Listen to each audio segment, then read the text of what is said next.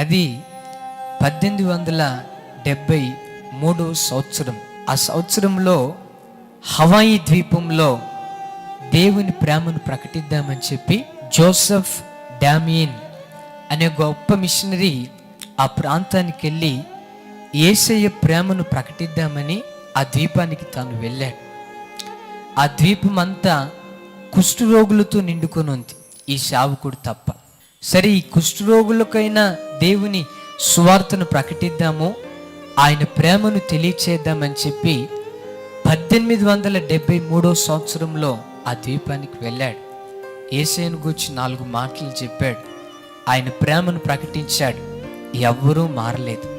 ఆ ప్రాంతంలో ఓ పెద్ద చర్చి కట్టారు, ఎవరూ చర్చికి రావట్లేదు. తను అట్లా కష్టపడుతూ సుమారు 12 సంవత్సరాలు ఆ ప్రజలకు సేవ చేశాడు. 12 సంవత్సరాల్లో ఒక్కడు కూడా ప్రభువుని తెలుసుకోలేదు. తను నేర్చుకుంటూ, అయ్యో, బెల్జియం దేశం నుంచి దేవుని సువార్తను ప్రకటిద్దామని వచ్చా కదా, ఏంటి నా బ్రతుకు, ఒక్క ఆత్మను కూడా నేను రక్షించలేకపోతున్నానే. సరే, మరలా బెల్జియం దేశానికి వెళ్ళిపోదాం. ఓడెక్కి బెల్జియం దేశానికి తాను ప్రయాణమైతూ ఆ ఓడలో కూర్చొని పిచ్చోడు ఏడ్చినట్లుగా ఏడుస్తున్నాడు.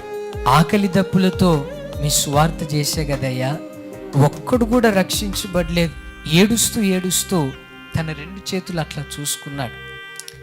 ఆ చేతుల మధ్యలో ఎక్కడో తెల్లటి మచ్చలు కనబడ్డాయి. కుష్టు వ్యాధి తనకు అంటుకుంది. దేవుడు తనకు ఒక ఆలోచన ఇచ్చి, మరలా నీ వెళ్ళిపో వెనక్కి అని అంటే మరలా వెళ్ళిపోయాడు.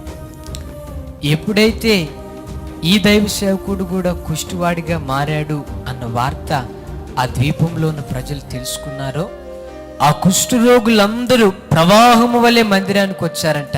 విశేషం ఏంటో తెలుసా? మందిరం సరిపోక బయట కొన్ని వందల మంది ప్రభువును ఆరాధించారంట.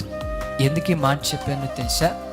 యేసుక్రీస్తు ప్రభు 2000 సంవత్సరాల క్రితం ఆయన దేవుడిగా లోకానికి దిగిరాలేదు, లేక గొప్ప చక్రవర్తిగా ఆయన లోకానికి దిగిరాలేదు.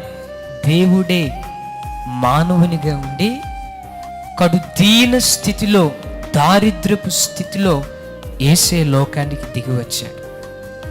ఆయన జననాన్ని గురించి మనం లేఖనాల్లో చూస్తే, పశువుల పాకలో ఆ తల్లి ప్రసవించింది.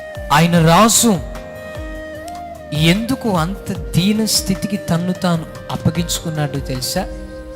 వాక్యం వింటున్న మనందరము ప్రభు యొద్దకు చేరాలని.